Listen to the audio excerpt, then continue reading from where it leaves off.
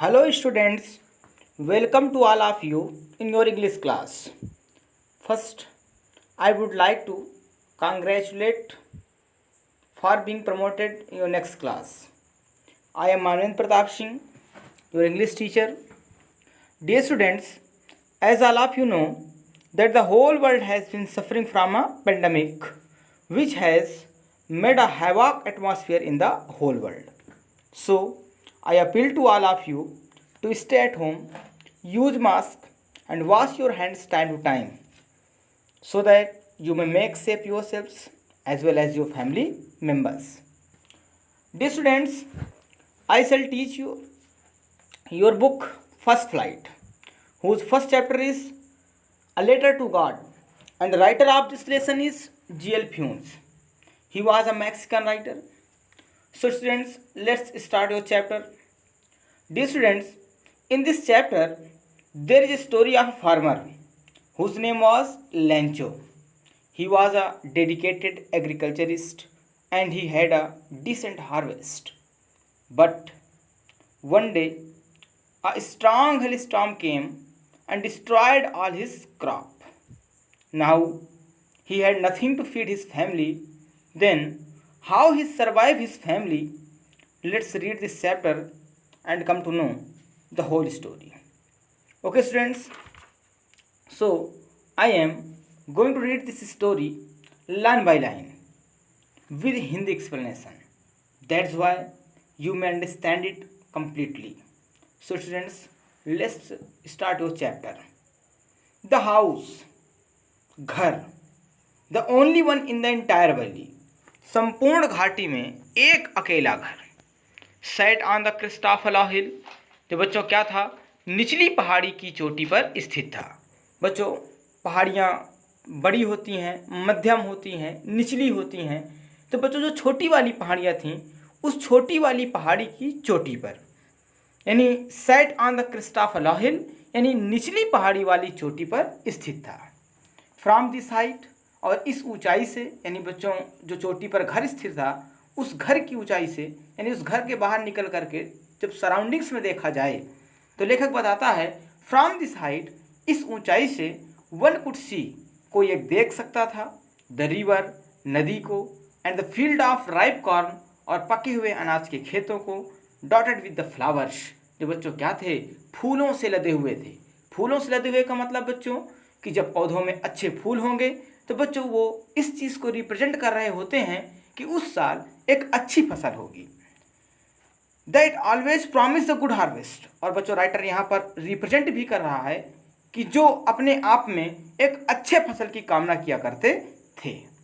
The only thing, केवल एकमात्र वस्तु, द अर्थ नीडेड, जो पृथ्वी को आवश्यक थी, वो आज डाउनपोर, मूसलाधार बारिश की. डाउनपोर मतलब हैवी रेन, मूसलाधार बारिश, और एटलीस्ट असार, अथवा कम से कम बूंदाबांदी ही हो जाए. कहने का मतलब ये है कि अगर मूसलाधार बारिश होती है तो एक कंप्लीट रेन हो जाएगा, एक कंप्लीट पौधों के लिए पानी हो जाएगा, और अगर कंप्लीट रेनिंग नहीं हो पाती तो कम से कम बूंदाबांदी ही हो जाए, जिससे कि पौधे फिर से जीवित हो सकें और अपने आप को सर्वाइव कर सकें. थ्रू आउट द मॉर्निंग, सुबह से लेकर के, थ्रू आउट का मतलब के से लेकर के, मॉर्निंग मतलब सुबह से, थ्रू आउट द मॉर्निंग, सुबह से लेकर के, Lencho who knew his fields intimately, जो अपने खेतों को अच्छी तरीके से जानता था, अपने फसल को अच्छी तरीके से जानता था, उसके फसल को किस समय किस चीज़ की ज़रूरत है. लेखक कहना चाहता है कि जो अपने फसल को खूब भली भांति से जानता था कि उसके फसल को उस समय किस चीज़ की आवश्यकता है, तो लेखक वही चीज़ रिप्रेजेंट कर रहा है. थ्रू आउट द मॉर्निंग, सुबह से लेकर के, Lencho who knew his fields intimately, जो अपने खेतों को काफ़ी अच्छी तरीके से जानता था, हैड डन नथिंग, कुछ नहीं कर सका, it's but seen the sky towards the north east, केवल उत्तरी पूर्वी बादलों को देखने के सिवाय. क्यों बच्चों कुछ नहीं कर सका? उत्तरी पूर्वी बादलों को ही क्यों देखता रहा? क्योंकि एंशिएंट टाइम में, पुराने समय में जो हार्वेस्ट होते थे, जो फसल होती थी, वो ईश्वरीय बारिश पर डिपेंड हुआ करती थी. तब बच्चों आज के जैसे समर्सिबल, ट्यूबवेल ऐसे कोई संसाधन नहीं हुआ करते थे। पूरा का पूरा फसल वो ईश्वरीय बारिश पर डिपेंड करती थी, वो आकाशीय बारिश पर डिपेंड किया करती थी। अगर अच्छी बारिश होती तो अच्छी फसल होती, अगर ठीक ठाक बारिश ना होती तो उस साल की फसल ठीक ठाक ना होती। कभी कभी सूखा पड़ जाया करता तो किसानों को अच्छे खासे प्रॉब्लम झेलने पड़ जाते थे। तो कहने का मतलब कि वो उसके पास और कोई संसाधन पानी के लिए था नहीं, इसलिए बच्चों वो अपना आकाश की ओर, नॉर्थ ईस्ट स्काई, उत्तरी पूर्वी बादलों को देखता रहा। और ऐसी मान्यता है, ऐसी धारणा है कि जब उत्तरी पूर्वी बादल होते हैं, अगर उनका समावेशन होता है, अगर वो आते हैं तो कहीं ना कहीं वो बारिश जरूर करते हैं। इसलिए लेंचो अपने पूरे के पूरे उम्मीद भरी आंखों के साथ उत्तरी पूर्वी बादलों की ओर देख रहा था। Now we are really going to get some water woman. Woman बच्चों यहाँ पर लेंचो की वाइफ को रिप्रेजेंट कर रहा है। तो वो भागता हुआ, शायद उसे उत्तरी पूर्वी बादल दिख जाते हैं, और जैसे वो उत्तरी पूर्वी बादलों को देख लेता है तो वो इस चीज़ को कंफर्म कर लेता है कि आज उत्तर पूरब से बादल आए हैं तो आज ज़रूर बारिश होगी। इसलिए वो खुशीपूर्वक भागता हुआ आता है और अपनी पत्नी से, अपनी प्रिय से बोलता है, now we are really going to get some water. अब वास्तव में, सचमुच में हमें पानी मिलने जा रहा है। द ओमेन, वह औरत यानी लेंचो की पत्नी, हु वॉज प्रिपेयरिंग सफर, जो सफर तैयार कर रही थी, रिप्लाइड, उत्तर दिया, यस, हाँ, गॉड्स विलिंग, यदि ईश्वर की इच्छा रही तो। विल मीन्स बच्चों इच्छा, धन, पत्नी, पूंजी, और यहाँ पर बच्चों विल का रिप्रेजेंटेशन इच्छा से होगा। Yes, God's willing. उसकी पत्नी क्या कहती है? हाँ, यदि ईश्वर की इच्छा रही तो हम लोग जरूर पानी पाएंगे, क्योंकि ईश्वरीय कृपा पर ही बच्चों पानी का आना डिपेंडेंट था। The older boys are working in the field. अब लेखक बच्चों लेंचो के बच्चों के बारे में बताना चाह रहा है कि वो बच्चे, उसके जो घर में अन्य परिवार के सदस्य हैं वो क्या हैं। तो बता रहा है, the older boys are working in the field. जो बड़े वाले बच्चे हैं वो सब के सब क्या कर रहे थे? खेतों में काम कर रहे थे। While the smaller ones were playing near the house. जबकि छोटे वाले जो बच्चे थे वो अपने घर के समीप खेल रहे थे। Until the women call to them all. तब तक बच्चों औरत क्या करती है, यानी लेंचो की पत्नी उन सबों को बुलाती है, कम फॉर डिनर, डिनर के लिए आ जाइए। It was during the meal. ये मील का वक्त था, सब खाना पीना खा रहे थे, सब पूरा का पूरा फैमिली बैठ करके। Just as Lencho had predicted, जैसा कि लेंचो ने भविष्यवाणी की थी। बच्चों भविष्यवाणी का मतलब anything which is told the future things in previously, यानी भविष्य की बच्चों चीज़ों को पहले से बता देना। कोई चीज़ होने वाली हो उसको पहले से रिप्रेजेंट कर देना ही, उसको पहले से ही बच्चों उसके बारे में कह देना ही भविष्यवाणी कहलाती है। तो लेंचो ने जैसा भविष्यवाणी पहले ही कर चुका था, वो अपनी पत्नी के पास आता भागते हुए और पहले ही बता देता है कि आज हम सबको पानी मिलने वाला है, आज आकाश से बारिश होगी, आज अच्छी खासी बारिश होगी, जैसा कि उसने भविष्यवाणी की थी। तो लेखक उसी चीज़ को दोहराता है कि जैसा कि लेंचो ने भविष्यवाणी की थी और उस समय सब लोग बैठकर खाना खा रहे थे, big drops of rain began to fall. आकाश से बड़ी बड़ी बच्चों वर्षा की बूंदें गिरना शुरू हो जाती हैं। In the north east huge mountains of clouds could be seen approaching. उत्तरी पूर्वी बड़े बड़े बादल आते हुए देखे जा सकते थे। The air was fresh and sweet, हवा ताजी और मधुर थी। द मैन, वह आदमी यानी Lencho, went out for no other reason, वो जो बाहर गया था वो किसी दूसरे कारण से नहीं, than to have the pleasure of feeling the rain on his body, बल्कि वर्षा की बूंदों का अपने शरीर पर एक सुखद आनंद लेने के लिए बाहर गया था। बारिश हो रही थी, वो बारिश में भीगने के लिए बाहर गया हुआ था। लेखक के कहने का तात्पर्य यह है कि बारिश हो रही थी, वो बारिश का आनंद लेने के लिए घर के बाहर गया था और बारिश का आनंद या बारिश का लुत्फ उठा रहा था। एंड व्हेन ही रिटर्न्ड, और जब बच्चों उसने बारिश का पूरा लुत्फ उठा लिया, इसके बाद वो घर की ओर वापस लौटा। और लेखक बताता है, एंड व्हेन ही रिटर्न्ड, और जब वो वापस लौटा, ही एक्सक्लेम्ड, वो चीखता है, वो चिल्लाता है, वो अपने खुशी को व्यक्त करता है। These are not rain drops, वो कहता है कि ये वर्षा की बूंदें नहीं हैं, फॉलिंग फ्रॉम द स्काई, जो आकाश से गिर रही हैं। दे आर न्यू कॉइन्स, ये क्या हैं? नए सिक्के हैं। इसका मतलब कि लेंचो के लिए पानी की बूंदें इतनी कीमती थीं कि उसने पानी के बूंदों को पैसे से कंपेयर कर दिया, पैसे से उसकी तुलना कर दी और उसकी कीमत भी बता देता है। The big drops are 10 cent pieces, जो बड़ी वाली बूंदें हैं वो कितने की हैं, 10 सेंट की। ये भी बच्चों अपने आप में वहाँ की जहाँ की स्टोरी है वहाँ के करेंसी की अपने आप में एक इकाई है, cent. And little ones are 5, जबकि छोटी वाली जो बूंदें हैं वो कितने की हैं, 5 सेंट की हैं। विद अ सेटिस्फाइड एक्सप्रेशन, एक संतुष्ट भाव के साथ। बच्चों चेहरे भाव बताते हैं, चेहरों को देख करके बहुत कुछ पढ़ा जा सकता है। चेहरे बताते हैं कि जो व्यक्ति सामने खड़ा है वो गुस्से में है, उसका चेहरा प्रसन्न है, उसका चेहरा दुखी है, उसका चेहरा उत्साह से भरा है, उसका चेहरा संतुष्ट से भरा है। तो बच्चों बहुत कुछ बच्चों चेहरे बता जाते हैं।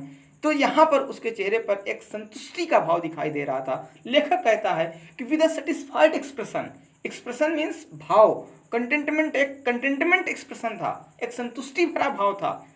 और उस संतुष्टि भरे भाव से वो किस चीज़ को रिप्रेजेंट कर रहा था, ही regarded the field of ripe corn with its flower, वो रिगार्ड कर रहा था, वो मान रहा था द फील्ड, अपने उन खेतों को, अनाज को, साथ साथ उस पौधों पर लगे हुए फूलों को, draped in a curtain of rain, जो बच्चों क्या हो चुके थे, वर्षा की एक चादर से पूरी तरह ढक चुके थे। कहने का मतलब हैवी रेन हुई थी और घनघोर बारिश होने की वजह से पूरा का पूरा खेत पानी से भर चुका था। But suddenly a strong wind began to blow, लेकिन बच्चों कभी चीज़ें जिंदगी में, लाइफ में अपने सोचने के अकॉर्डिंग नहीं होती। चीज़ें सोची कुछ और जाती हैं, होता कुछ और है। तो प्रीवियस प्लानिंग के अकॉर्डिंग कभी लाइफ बच्चों अपने आप को रिप्रेजेंट नहीं करती। तो वही चीज़ बच्चों यहाँ कहानी पर एक दूसरा मोड़ आता है, और दूसरे मोड़ पर आने के बाद अभी तक सब कुछ लेंचो के मुताबिक हो रहा था, सब कुछ उसके बिहाफ में हो रहा था, लेकिन अब कुछ चीज़ें उसके ऑन बिहाफ नहीं हो रही थी। अब कुछ उसके साथ गलत होने वाला था, कुछ उसके साथ प्रकृति कुछ खेलने वाली थी, जो हर एक व्यक्ति के साथ जीवन में कहीं ना कहीं इस चीज़ को देखने को मिल जाता है। तो उसी चीज़ को यहाँ पर रिप्रेजेंट कर रहा है लेखक। But suddenly a strong wind began to blow, लेकिन तभी अचानक एक तेजी से हवा बहना शुरू हो जाती है, एक स्टॉर्म आ जाता है, एक तूफान आना शुरू हो जाता है। एंड अलॉन्ग विद, इस तूफान के साथ साथ द रेन, बारिश, very large stones began to fall, यानी इस तूफान के साथ बारिश भी होती है और साथ साथ बड़े बड़े ओले भी गिरना शुरू हो जाते हैं, यानी बर्फ के टुकड़े भी गिरना शुरू हो जाते हैं। दीज टुलेटेड रिजेंबल न्यू सिल्वर कॉइन्स।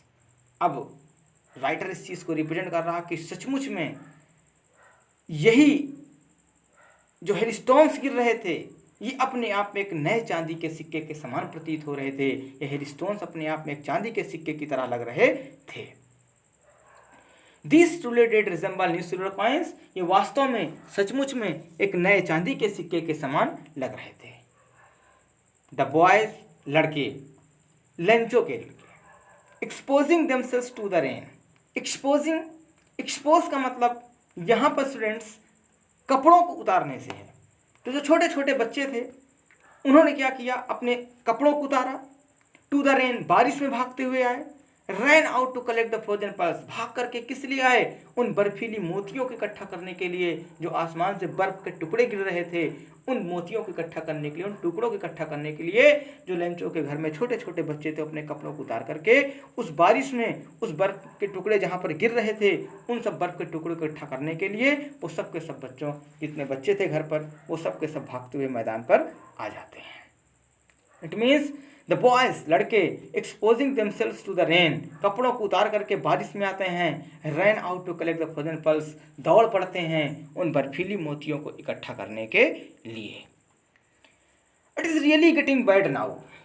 अब लेंचो आता है, वो देखता है कि अभी सब कुछ हमारे मुताबिक चल रहा था, सब कुछ हमारे अकॉर्डिंग हो रहा था, लेकिन अब गलत हो रहा है, बर्फ गिर रहा है, तूफान चल रही है। बच्चों फसल में पानी कंप्लीटली भर चुका है, ज़मीन गीली हो चुकी है, आंधी चलेगी, फसल पूरी गिर जाएगी, फसल पूरी नष्ट हो जाएगी। साथ ही साथ उन बर्फ से जो सूखे फसल हैं, जो तैयार फसल हैं, वो पूरी तरह से टूट करके चकनाचूर हो जाएंगे। इसलिए बच्चों वो ज़ोर से आकर के चीखता है, चिल्लाता है, वो कहता है it is really getting bad now exclaim the man. वो लेंचो, द मैन मतलब लेंचो, एक्सक्लेम करता है, चीखता है it is really getting bad now, वास्तव में सचमुच में अब बहुत बुरा हो रहा है। I hope it passes quickly, मैं उम्मीद करता हूँ कि जल्द ही गुजर जाएगा। अब देखिए स्टूडेंट्स, सब कुछ लेंचो के अकॉर्डिंग तो नहीं होने वाला कि जैसा कि लेंचो ने पहले कहा कि उम्मीद करते हैं कि बारिश हो जाए, तो बारिश हो गया। अब ओले गिरना शुरू हो गए, तूफान आना शुरू हो गया, तब लेंचो कहते हैं कि तूफान बंद हो जाए, ओले आना बंद हो जाए, तो वो भी बंद हो जाए। सब कुछ लेंचो के अकॉर्डिंग तो नहीं हो सकता।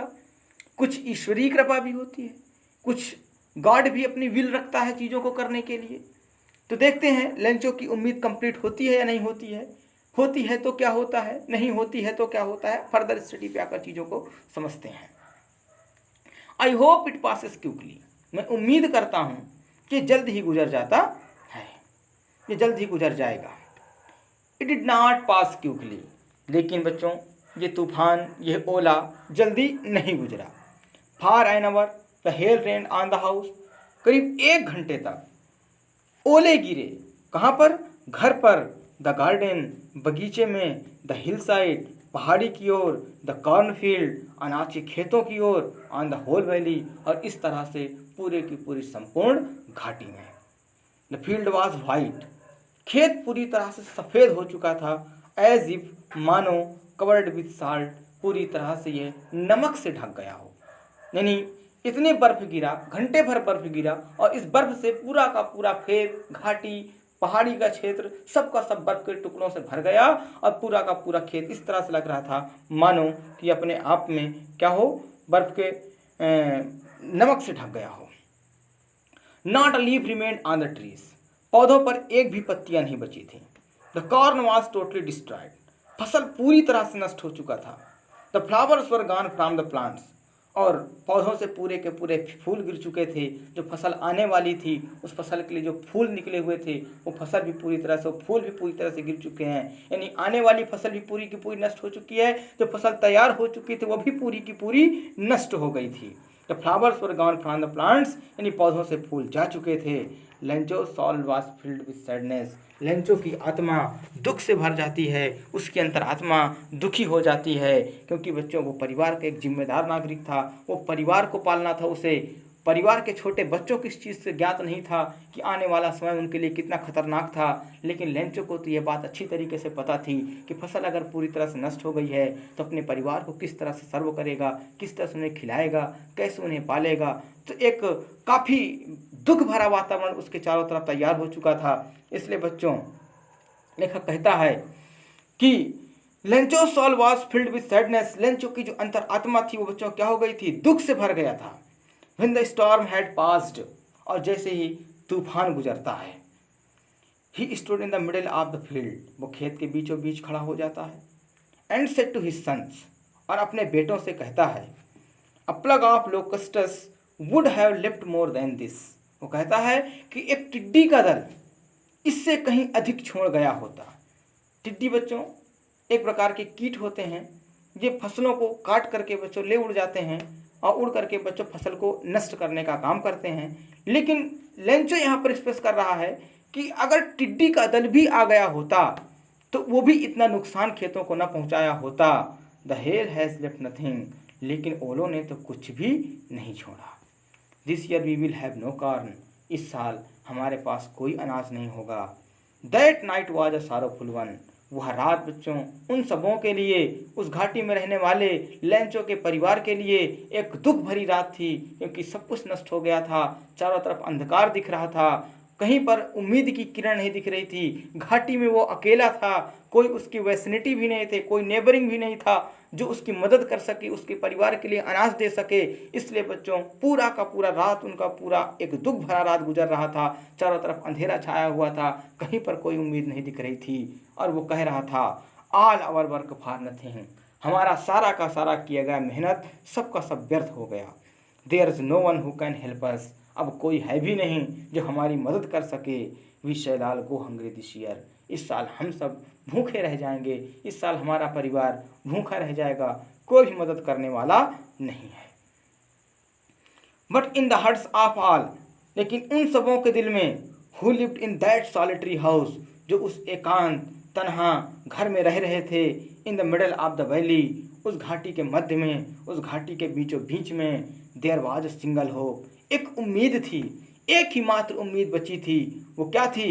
हेल्प फ्रॉम गॉड, भगवान से मदद की। Don't be so upset. Lencho कहता है ज़्यादा परेशान मत होइए, ज़्यादा दुखी मत होइए। वो अपने परिवार को दिलासा दिलाता है, अपने परिवार को सांत्वना दिलाता है, एक उम्मीद की किरण जगाता है। वो कहता है डोंट बी सो अपसेट, इतना परेशान मत होइए। इवन थो this seems like a total loss, यद्यपि ऐसा प्रतीत होता है कि सब कुछ नष्ट हो गया। रिमेंबर, याद रखो, no one dies of hunger, कोई भी व्यक्ति भूखों नहीं मरता। दैट्स व्हाट दे से, जैसा कि किसी ने कहा है, no one dies of hunger, कोई व्यक्ति भूखों नहीं मरता। ऑल थ्रू द नाइट, पूरी की पूरी रात, Lencho thought only of his one hope, Lencho अपने केवल एकमात्र उम्मीद के बारे में सोचता रहा। वो उम्मीद क्या थी? द हेल्प ऑफ गॉड, भगवान से मदद की। हुज आइज, जिसकी आंखें, यहाँ पर लेखक यानी यहाँ पर लेंचो ईश्वर के कुछ गुणों के बारे में डिस्क्राइब कर रहा है, ईश्वर की कुछ क्वालिटी के बारे में बता रहा है कि ईश्वर क्या होता है, उसकी क्वालिटी क्या होती है, उसके गुण क्या होते हैं, वो किस तरह का होता है, कैसे चीज़ों को समझता है, कैसे चीज़ों को जान लेता है। तो लेंचो यहाँ पर बता रहा है ईश्वर के बारे में, गॉड के बारे में रिप्रेजेंट कर रहा है कुछ लाइन्स। हुज आइज, जिसकी आँखें, as he had been instructed, समझ लेती हैं, सी एवरीथिंग, सब कुछ देख लेती हैं, even what is deep in one's conscience, यहाँ तक कि एक व्यक्ति के अंतःकरण में, अंतः आत्मा में, अंदर मन में, अंतः मन में क्या चल रहा है, क्या वो सोच रहा है, क्या वो करने वाला है, जो कुछ जिसके मन में चल रहा होता है, अंतःकरण में चल रहा होता है, ईश्वर उन सब चीज़ों को जान रहा होता है। ऐसा ईश्वर के बारे में उसने बताया। फिर से इस लाइन को देखिएगा, हुज आइज, जिसकी आंखें, as he had been instructed, जैसा कि जान लेती हैं, समझ लेती हैं, सी एवरीथिंग, सब कुछ देख लेती हैं, even what is deep in one's conscience, यहाँ तक कि एक व्यक्ति के अंतः चेतना में, अंतःकरण में, अंतः मन में क्या चल रहा है, क्या हो रहा है, what is going on in one's conscience, that is completely known by God. This line is inscribed by Lencho and he is known completely about such kind of things about the God. Lencho was an ox of man, Lencho एक बैल की तरह आदमी था। It means Lencho was a very industrious person, very industrious farmer, काफ़ी मेहनती किसान था, काफ़ी मेहनत करता था खेतों में, एक जानवरों की तरह खेतों में करता था, काम करता था। Working like an animal in the fields, खेतों में एक जानवर की तरह कार्य किया करता था। बट स्टिल ही न्यू, लेकिन फिर भी वो जानता था हाउ टू राइट, कैसे लिखा जाता है, यानी खेती बाड़ी के साथ साथ वो पढ़ना लिखना भी जानता था। बच्चों, यहाँ हाउ टू का मतलब कोई भी चीज़ के जानने के बारे में रिप्रेजेंट किया जाता है। जैसे हमने कहा कि मुझे चाय बनाना आता है, I know how to prepare tea, मुझे तैरना आता है, I know how to swim, मुझे लिखना आता है, I know how to write. यानी किसी चीज़ के आने, नो के बारे में जब नो आए तो वहाँ पर हाउ टू का प्रयोग कर दिया जाता है। आगे बढ़ते हैं। द फॉलोइंग संडे, अगली रविवार को, एट डे ब्रेक, सुबह सुबह ही, daybreak, day plus break, यानी जैसे दिन के टूटता है, जैसे दिन की शुरुआत होती है, he began to write a letter, वह एक पत्र लिखना शुरू करता है, which he himself would carry to town, जिसे वो स्वयं से कहाँ ले जाएगा, शहर लेकर के जाएगा, and place in the mail, और उसे डाक खाने में डालेगा। It was nothing less than a letter to God, जी और कुछ नहीं बल्कि क्या था, ईश्वर के लिए एक पत्र था। पत्र में उसने क्या लिखा, गॉड, ईश्वर, ही रोट, उसने लिखा, if you don't help me, ये तुम मेरी मदद नहीं करते, my family and I will go hungry this year, मैं और मेरा परिवार इस साल भूखे रह जाएंगे, खाने के लिए कुछ नहीं बचा, सब कुछ नष्ट हो चुका है, इस साल मैं और मेरा परिवार सबका सब भूखे रह जाएंगे। आई नीड 100 पीसॉस, मुझे 100 पीसॉस की आवश्यकता है। ये भी बच्चों अपना पीसॉस भी एक करेंसी है, और उस पीसॉस की वो मांग कर रहा है। कितने पीसॉस?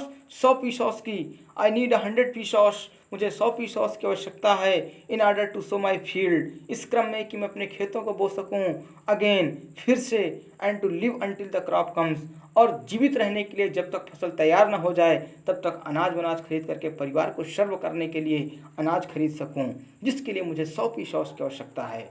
Because the hell storms dot dot dot, क्योंकि ओलों ने, बाकी तो गार्ड सब कुछ जानता ही है, जैसा कि गार्ड की क्वालिटी के बारे में लेंचो ने पहले से बता दिया था, जैसे कि गार्ड के बारे में जितना वो जानता था, इसलिए उसने जाना कि ईश्वर तो सब कुछ जानता ही है, चीज़ों को डिस्क्राइब करने से कोई मतलब नहीं, ईश्वर ने सब कुछ देखा है, सब कुछ जानता है उसके साथ क्या हुआ है। ही रोट टू गॉड, वो पत्र पर पता लिख देता है, किसका? ईश्वर का। ऑन द एनवेलप, लिफाफे पर। पुट द लेटर इनसाइड, और उस लिफाफे के अंदर पत्र को डालता है। स्टिल ट्रबल्ड, थोड़ा झिझकते हुए, थोड़ा परेशान होते हुए। वेंट टू टाउन, वो शहर जाता है। At the post office, post office पे। ही प्लेस द स्टैम्प, वह एक स्टैम्प चिपकाता है। ऑन द लेटर, पत्र पर। And dropped into the mail box, और उसे क्या करता है? डाक खाने में डाल देता है। तो बच्चों, आप आज यहाँ तक इस चैप्टर को पढ़िए।